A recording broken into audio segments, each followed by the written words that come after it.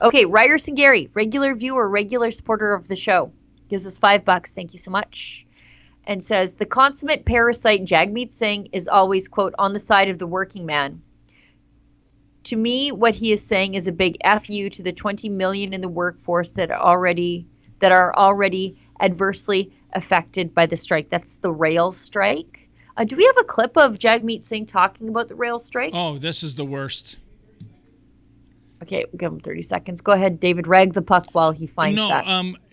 Can Jagmeet Singh emulate the behavior of the boy who cried wolf even more so than he did the last few days when he was hinting at bringing down the government for intervening in the rail strike, when we all know, sure as there's salt water in the Pacific, Sheila, that what he says in public and what he does in the House, i.e. prop up the Liberals, because the magic number is January 2025. That's when Singh's pension, which will be worth millions, given the average lifespan of what Jagmeet Singh can expect. That's all he cares about right now. This is a champagne socialist who is only thinking about himself, and the proverbial proof is in the pudding, Sheila. If you look at the polls, the NDP are exactly where they are today if an election was called. Maybe they'll gain a seat, maybe they'll lose a couple, but this grand strategy, so to speak, adopted 2 years ago, that this was going to put the NDP over the hump. He once said, when I'm prime minister, I've never seen the House of Commons laugh so hard in my life. But let's be realistic. To become the official opposition, that is a pipe dream, despite how bad the Liberal Party is tanking.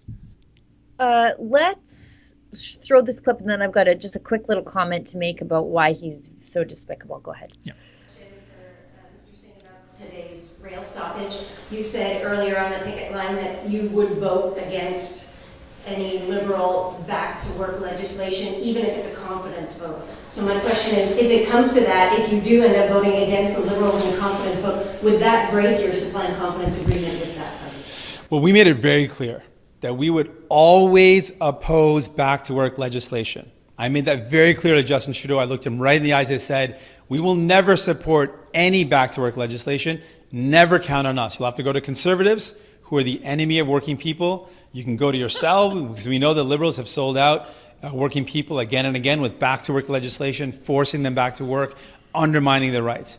So if that's the path the Liberals want to go, we're going to fight them every step of the way. We made it very clear. I said, whether it's confidence or not, I don't care. We're going to vote against any measure that attacks working people. Back to work, binding arbitration, we'll be voting against it. We'll be fighting it every step of the way. I made that abundantly clear to Justin Trudeau, and I make that clear again today. But are you willing to break this unconfidence agreement? Well, if it's a confidence vote, that's breaking the agreement. We always have the right to withdraw our support from the agreement that we have. That remains our position. We can always pull away. We can always break it. But I'll make it very clear. If Justin Trudeau brings in any measure that attacks workers' rights, we will vote against it. Confidence or not, agreement or not, we will vote against it, and we will stand up for working people. No, you won't. No, and I'll tell you why. So as maybe he has forgotten the history of the party that he leads, but I have not. It was an agrarian party. It was formed out of the CCF, led out of Saskatchewan. It was a rural party. Boy, have they gone far away from that.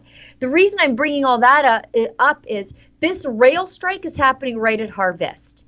We need those rail cars as farmers. Our grain is going to spoil in the bin. And the formerly agricultural party of the NDP, Tommy Douglas's NDP, does not exist anymore. Don't get me wrong. I disagree with Tommy Douglas on almost absolutely everything. But I never thought that for a second that iteration of the NDP had it out to get farmers. I think that we are just completely forgotten in all of this, that entire portion of the economy that needs the trains moving right now, besides everybody else. We have a perishable product right now that is coming off the fields, and we can't move it because of this rail stoppage. Oh, even a few days is so detrimental to the economy, Sheila. And by the way, I want to take issue with what he said about the enemy of the workers, that being the Conservatives.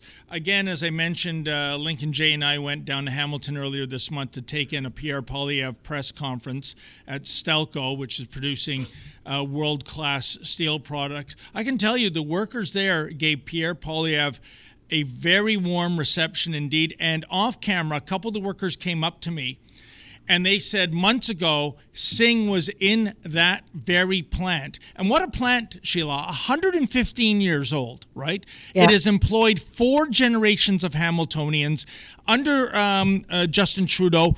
Over $300 million in carbon taxes this plant has paid. Can you imagine that? 1/3 of $1 billion almost. I mean, and if I'm the CEO of Stelco, why am I making steel in Canada anymore with that kind of hit? You know, it's a very make it into Detroit and bring it over. Exactly. And what these workers told me is that Singh was actually heckled. It didn't help his cause that he was wearing like a $1,500 designer jacket and a very fancy wristwatch. But and then for him to say that the Liberals sold out at that very same press conference, I think 3 times Pierre Poilievre referred to Singh as sellout Singh. And that's truth in advertising.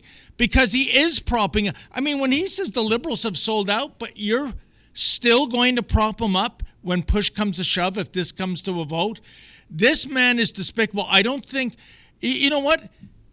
Sheila, tell me, who do you have more contempt for, Justin Trudeau or Jagmeet Singh? I think Jagmeet Singh. Yeah. Because, I think so. It's a photo finish, I grant you that, but still. Jagmeet Singh has a sense of entitlement. Yep. And he feels like he's also in control of this country. And I mean, reasonably, I suppose he is, because without him, we don't have the crushing policies of Justin Trudeau. He's the one man who could stop all of this. And he doesn't care, because this is as close to the levers of power as he's going to get. And he doesn't care who gets hurt along the way.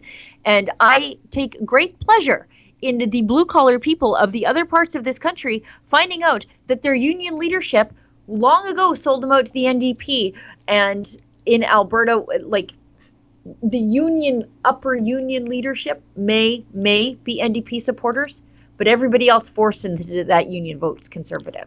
Oh, yeah. And you know, the truth of the matter, today's modern-day NDP party, Sheila, it's a two-headed hydra.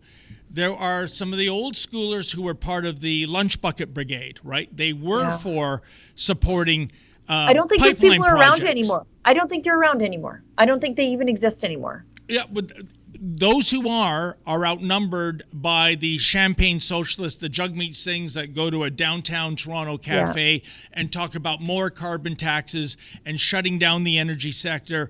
And so basically, if you're a member of the hard hat contingent, if you're a member of the lunch bucket brigade, your party, your traditional party, has deserted you. They've left you. And if decades ago. Yeah. Decades ago. Like, look who's the closest thing to the lunch bucket brigade is that insufferable Jerry Diaz. He's all that's left, and he was never one of those guys. Rebel News Live is back in Calgary October 5th, and you won't believe the incredible lineup of guests that we have for you. Rebel News Live is our one-day freedom conference where you'll hear from incredible speakers and meet your favorite Rebel personalities, including me. Now this year, I'm so excited to tell you that my friend, the spiritual leader of the Freedom Convoy and the fiercest opposition that Justin Trudeau has ever faced, Tamara Lich, will join us as a speaker. Tamara led the single largest human rights demonstration in modern Canadian history, the anti-mandate Freedom Convoy, to Ottawa in the winter of 2022. Her peaceful act of patriotism has seen her attacked by the media, treated like a terrorist, and dragged through the courts for the last 2 years in the longest mischief trial in Canadian history. And Tamara has held her head high through it all with grace and dignity. She's an accomplished author of the book Hold the Line. She's a speaker, and she uses her musical talents to raise money for others. She's got a message of hope, unity, and love for this country that we all need to hear, especially when Justin Trudeau's government wants us all divided. So will you join me and my Rebel colleagues October 5th in Southeast Calgary? Go to rebelnewslive.com to get your tickets today, but go now because tickets are going fast. At that special website, Rebel News Live, you'll find out about our special shuttle from Edmonton to Calgary, as well as an opportunity to buy VIP tickets, which gives you all-day access to a premium lounge and a post-show dinner with Rebel journalists and our special guests. Rebel News is more committed than ever in this time of intense censorship to ensuring that compelling ideas and thought leaders with interesting perspectives continue to have a platform, and we want you to be a part of it. Go to rebelnewslive.com to get your tickets today. For Rebel News, I'm Sheila Gunn Reid.